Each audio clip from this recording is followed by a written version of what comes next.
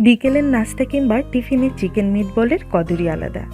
এইটি যেমন সুস্বাদু তেমন তৈরি করতে ঝামেলাও অনেক কম।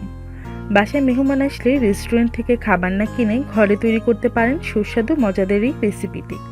চলুন রেসিপিটি দেখে নেওয়া যাক। চিকেন মিটবল তৈরি করার জন্য এখানে আমি প্রায় 250 গ্রাম পরিমাণ হাড় ছাড়া সলিড মাংস নিয়েছি। দেন মাংসগুলোকে একটা ছুরির সাহায্যে এভাবে কুচি কুচি করে কেটে নিয়েছি। মাংসগুলো কিন্তু কেমা নয়, একদম এরকম ছোট ছোট টুকরো করে নিয়েছি।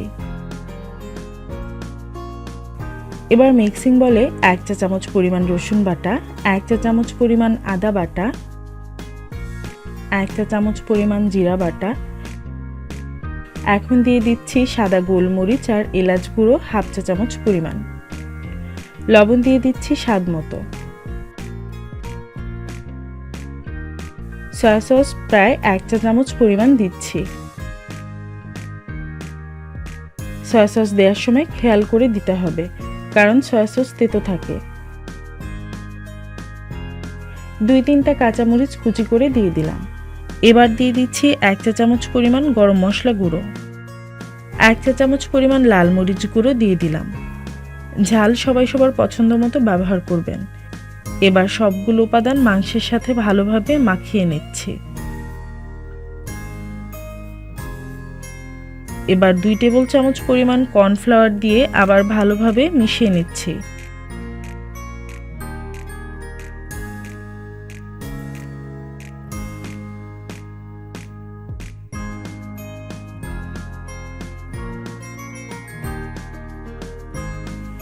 এবার প্রয়োজন মতো চিকেন হাতে নিয়ে একটু এভাবে করে ময়দাতে কোট করে গোল করে নেব।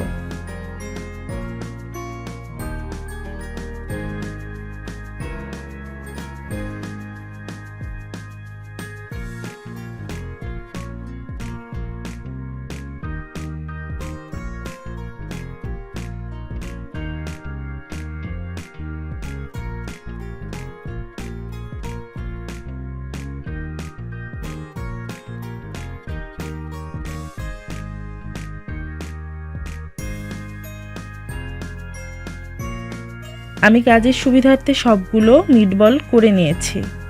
এবার প্যানে প্রয়োজন মতো তেল গরম করে মিটবলগুলো দিয়ে দিচ্ছি সাবধানতার সাথে।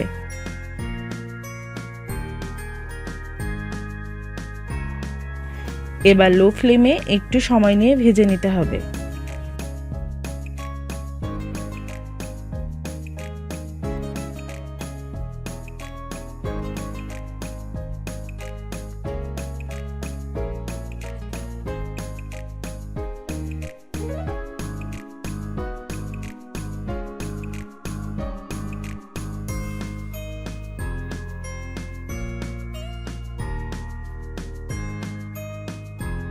চিকেন মিটবলগুলো ভাজা হয়ে গেছে।